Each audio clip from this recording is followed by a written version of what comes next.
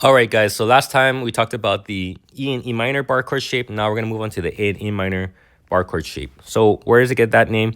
Well, we know, let's use a different color now. Now that we're in the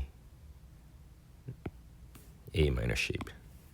Okay, so how do you A and A minor? A on a guitar, you hold those three notes, right? You hold those three frets. That's on the second fret. I'm gonna assume that you know acoustic guitar, so there it is. And then now, same idea as before. If I wanna move this to the next, what do you call, next chord, I shift it over. Now that becomes a B flat, right? And where do these guys match up? They match up with this second string. So in the previous, the E and E minor shapes, we were looking at this top string. Now we're gonna shift our focus to the A string. So the A string shape, here's the A, right? And then from there, you just match the note on that string. So this is gonna be this string here, first fret, that's an A sharp / B flat, and then B in the second fret, and then C sharp / D flat, and then D. And the nice thing is that, look, the C is on the first dot, D is on the second dot, and then E is going to be on the third dot. So just like before, this helps us to find those positions quickly and easily. Here's D sharp / E flat, one below the E. And then remember, E, F, extra friendly, B, C, or buddy close. F sharp. By the way, I stole that from another bass teacher, so if you're wondering where that came from. F sharp, G flat, and then G. And the way I think about G, to find it easily, is it's 2 below the reset at A. So similar to how I thought about how to find the D. And then G sharp / A flat, and then back to the A. Here's the reset at the 2 dots, yeah? Now, if you want to play in a higher register, you can continue on.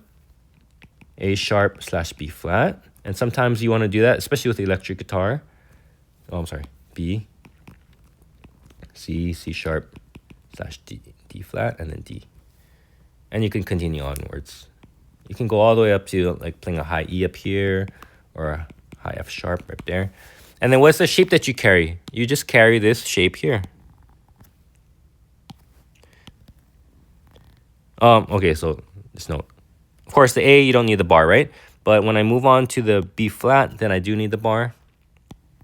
Bar that with your finger. And then just move it. This B flat, B, C, C sharp, D. Okay, another note here, guys. Sometimes, what makes the chord kind of sound cool. So this is like the normal A shape, right? But there's kind of like a slightly discordant note. I think it's the A2.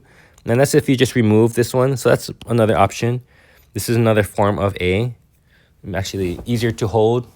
You just got those two right in the center, right? And you can carry this forward as well. This is a form of A. Then this becomes a form of B flat, B, C. And then, in worship guitar, a lot of times, especially for like slow songs, I think that sounds cool. Okay, so that one. Or if you want to do the more traditional one, you include that note right there.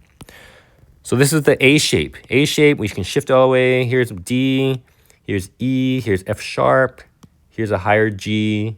Remember last time we learned G from the E shape. Here's another option for a higher register, right? And then here's like another higher, even higher C. Here's another higher A, etc., etc. And then similarly, what is the A minor shape that you learn in guitar? Let me erase this for a second. What's the A minor shape? A minor shape goes boom, boom, boom, right? You just take this note and you just dropped it by half a step. So that's the A minor shape. And similarly, we can take this guy, make it into the bar shape.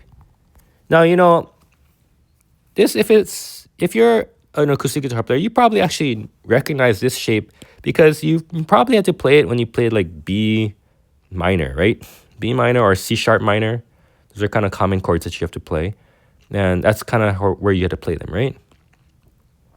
So you're probably familiar with this shape already. Same with maybe if you had to play like what other chord? Like a B, then you're probably familiar with that B major shape, this one, right? the one that looks like that. Anyway, that's kind of a side. If you're not, it's okay. I'm teaching you now, so you'll be able to do it. Okay, that's the B minor, C minor, D minor, C sharp minor in between, etc., etc., etc. You get the idea, right? If I want to play a higher register A minor, I got it right here. Higher register C minor, got it right there, etc., etc. Okay, so we got really 4 shapes.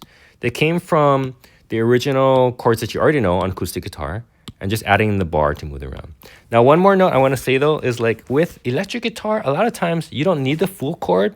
So what I sort of observed as like, for me coming in as an acoustic guitar player, this was the easiest transition because I already sort of knew those bar chords. And so what I could do is just like take those bar chords, follow the song, and just arpeggiate meaning just like pluck different notes within that chord. Or you can strum sometimes if it calls for it. Or you can even just pick out individual single notes and maybe just like play the single notes. And if you play it on an electric guitar, you add some effects, all those things sound good. Like you could play a whole verse just playing like individual notes and it sounds good as long as you have like, you put on some reverb, some distortion. It sounds cool. So super easy. Already like just with that, you can just jump straight into playing electric guitar. And let me actually even simplify it further. I'm giving you these bar chords, but really, if you just play the chords you already know and you just arpeggiate, strum and play individual single notes, then you can already get by. And actually, Emil actually did a good job with that, and really he's very musical, so it made it really work the last time. He jumped onto electric guitar unexpectedly. Okay, what else I want to say about this? Let's see. I think that's basically. Oh yeah, no. There's one more thing I want to say. So one more thing I wanted to say is that like for true electric guitar players, what I noticed is that they don't really hold the full chord a lot of times. They really just focus on these 3 strings, these money strings. What are those strings? So this is the A string, E string. This would be the D, the G, and then the B string. Those 3 in the middle. And so what they do is like to also save your strength is they kind of just do like the cheat versions of these things. This actually, now I'm thinking about it, this deserves its own separate video. So I'm going to cut this video off and then I'll start a separate video talking about that idea.